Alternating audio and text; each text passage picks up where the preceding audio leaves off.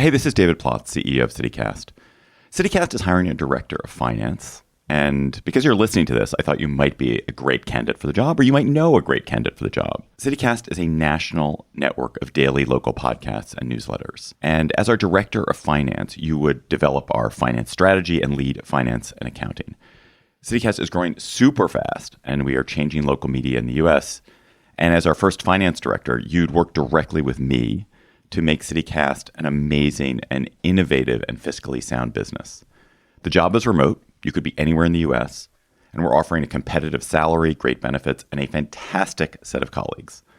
Plus, we're part of a very stable parent company. So if you're interested, please apply. Go to citycast.fm/jobs for more information. That's citycast.fm/jobs. You might have heard that the multinational company Live Nation Entertainment recently locked in an exclusive contract to begin hosting live music at Providence Park. And now they're in talks with a local developer to partner on a new 3,000-person capacity music venue on the Willamette's East Bank.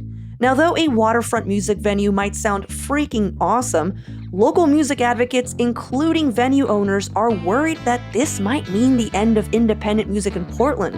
So today on CityCast Portland, we're talking with Music Portland board member Jamie Dunphy about why so many people in the local music scene are raising the alarm and saying that Live Nation-owned venues are a terrible fit for Portland. It's Thursday, March 28th. I'm Claudia Meza, and this is what Portland's talking about.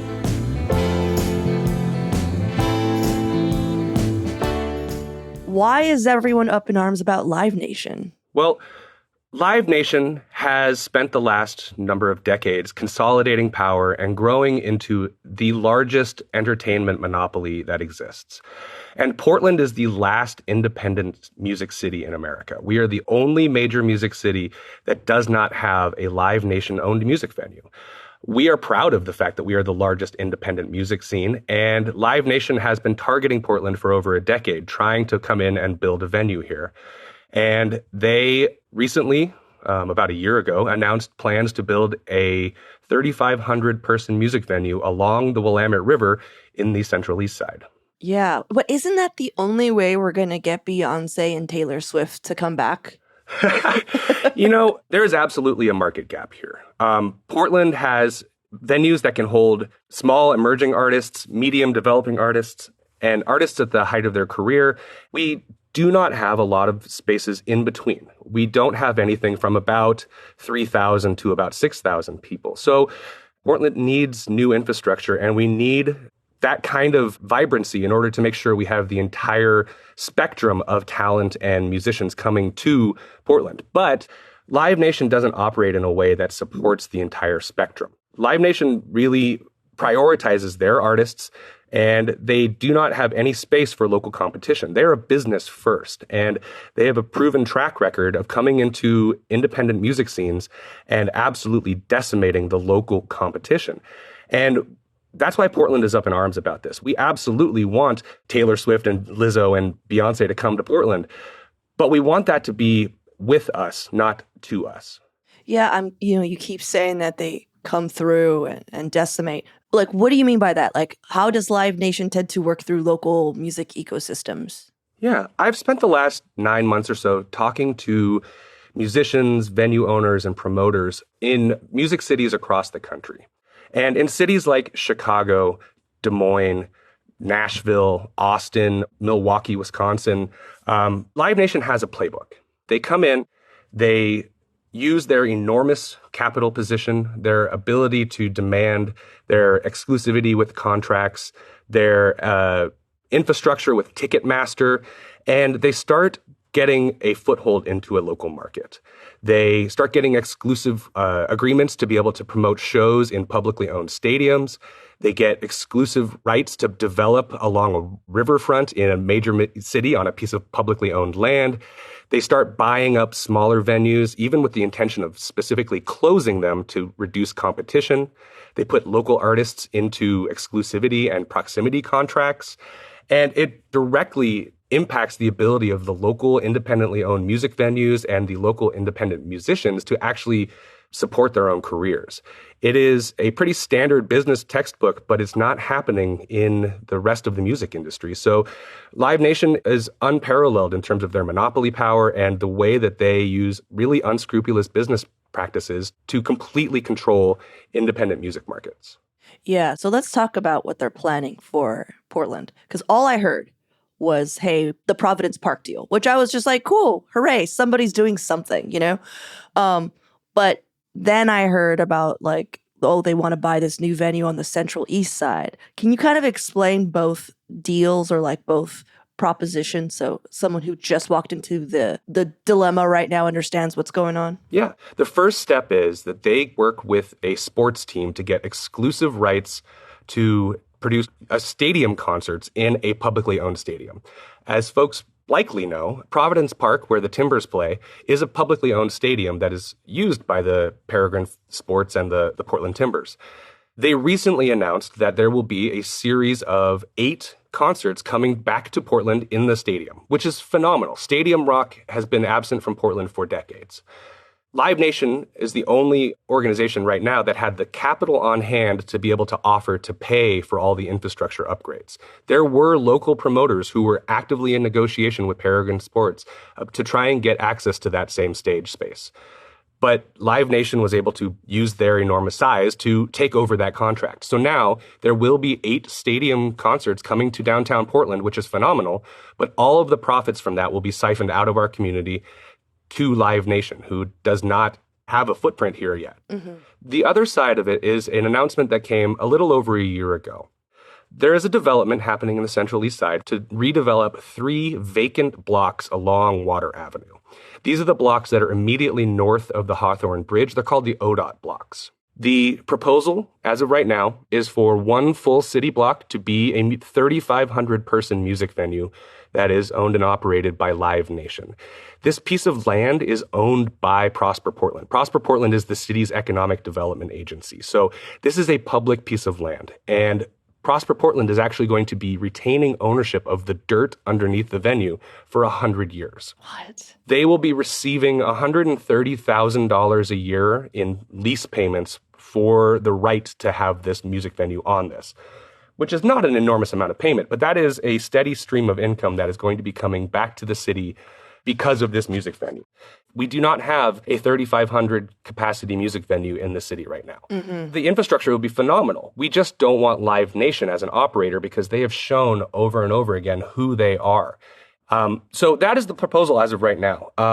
It hasn't broken ground. They haven't gone in for permits. And in fairness, Beam Development has been a great partner in having these conversations with us about the concerns we have, but they are still moving forward with this proposal as of right now. Yeah. You know, the reason I heard about that possible Central East Side location is because some of the venue owners were talking about it, like through circles, and it just like got to me. And I was concerned immediately. I mean, it's not the same size, but I mean, that's kind of close to where the Doug Fir is now moving to. And so it would be terrible if the Doug Fir goes through all of that, all the renovations, everything, and then they get shut out because Live Nation has a structure there now. Absolutely. So Live Nation is proposing a 3,500-person venue. That would be 2,000 people standing and 1,500 people seated in a mezzanine level on the second level. If Live Nation decided to close the mezzanine, they could now go after 2,000-person shows, and they could book shows that would have gone to the Crystal Ballroom, Revolution Hall, or to the Roseland. These are our pillar or institutions that are not huge, but they are necessary for our ecosystem. And Live Nation has done this in other communities where they divide their larger room to be able to get smaller shows. Additionally, what Live Nation has done in every community where they build a venue is they either build or acquire a secondary, smaller venue, somewhere in the 200 to 500 person range. If they do that, absolutely, this is now direct competition with the Doug Fir. Mm-hmm. This is now direct competition with actually close to a dozen music venues that are within a mile of where this is being proposed to be built. Yeah. Okay, well, let's take a quick break here. And when we come back, why local venue owners wouldn't come on the show to talk about their concerns.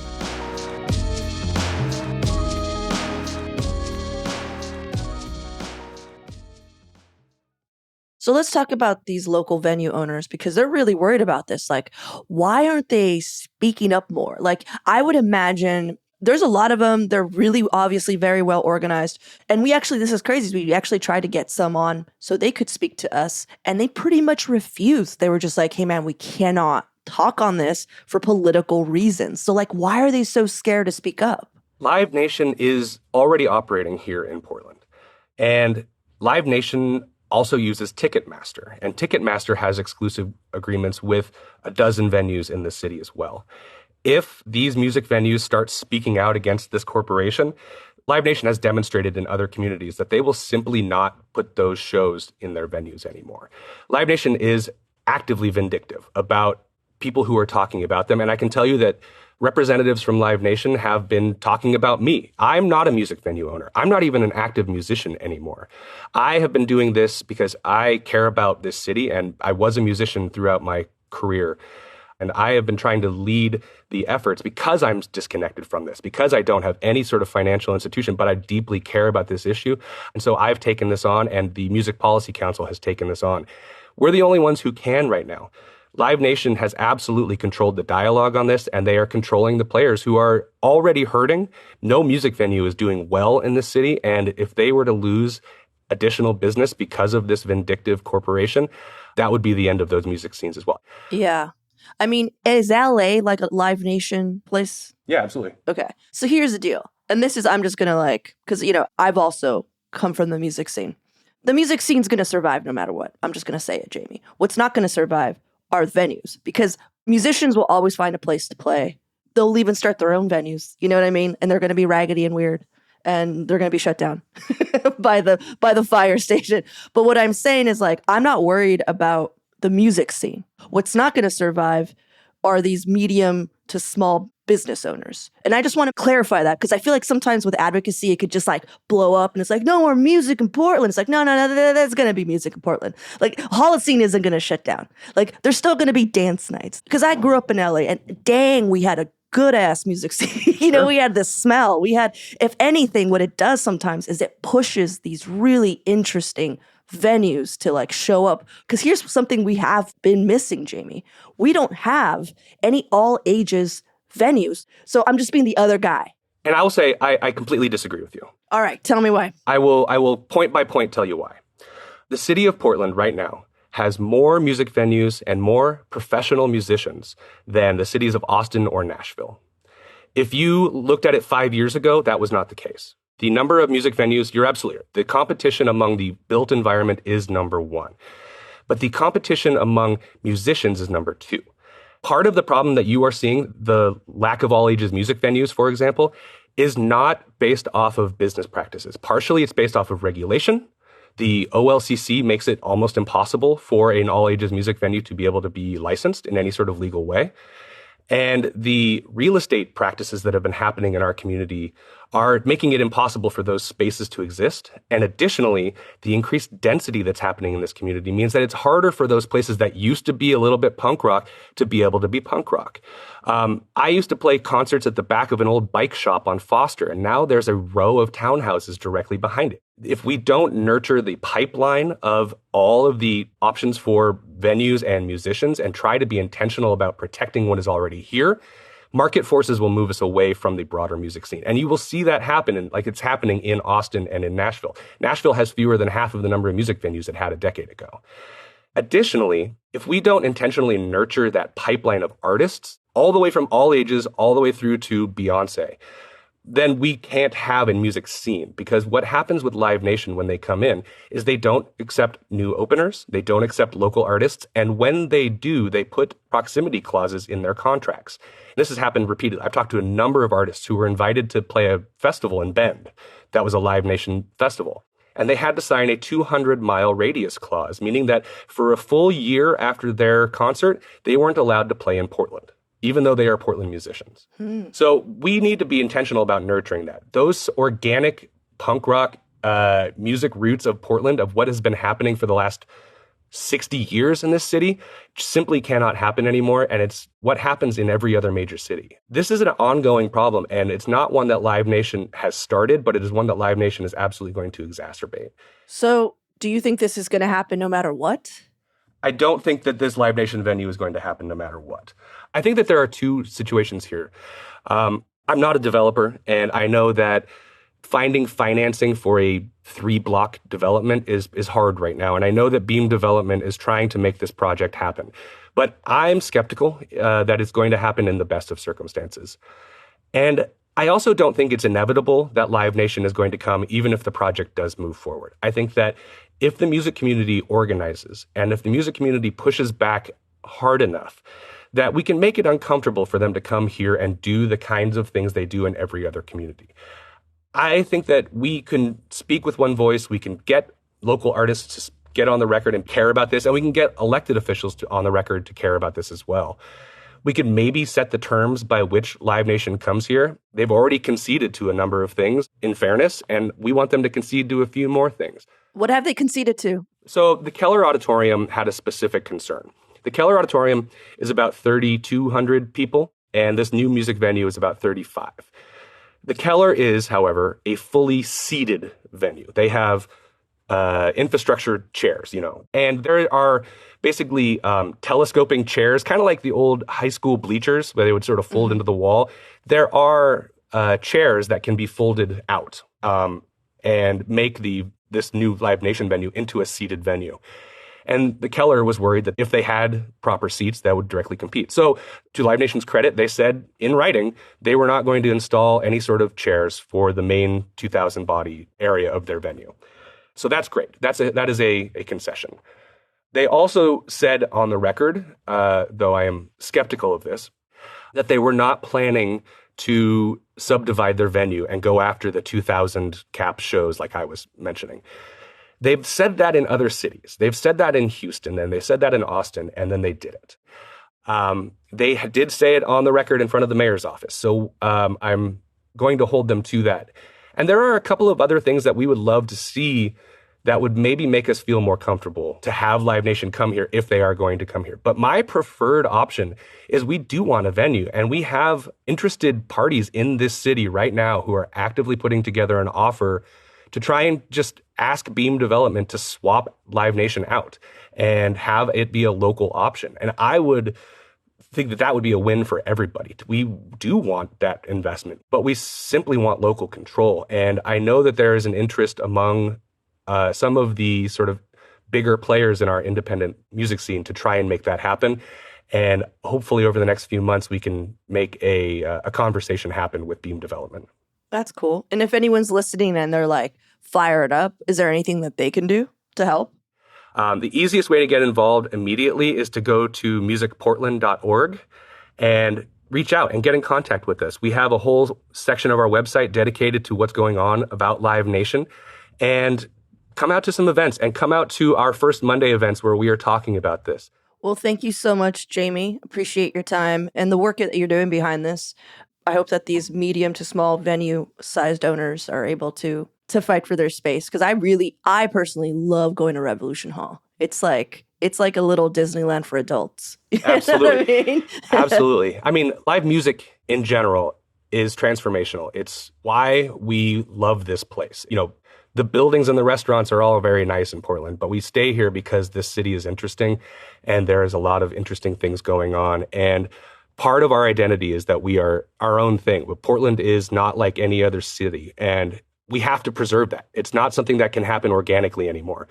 The old Portland where you could work 20 hours a week as a barista and it rained all the time, so you stayed inside and played a guitar, and that was how you became your musician, those days are over. And the business community, the government, and the musicians themselves need to start acting like this is something worth preserving. Otherwise, it simply will go away.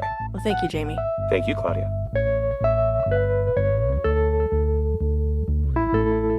Just a note that we did reach out to representatives of Live Nation Entertainment for comment, but did not receive a statement from them by the episode's scheduled publication.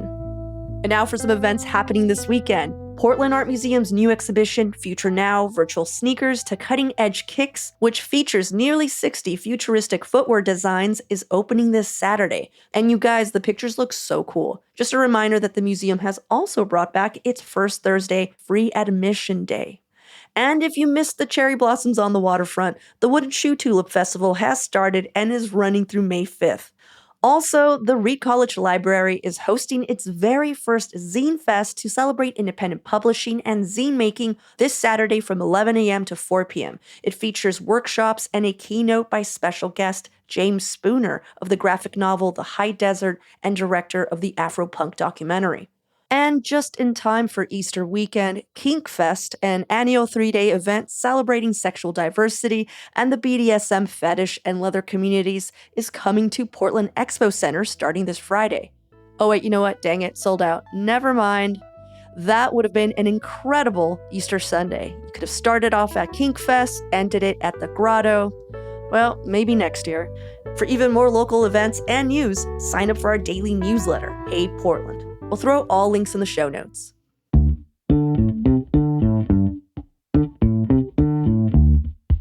Well, that's all for today here on CityCast Portland. Thanks so much for listening. We'll be back tomorrow morning with more from around the city. Until then, see you at Slim's.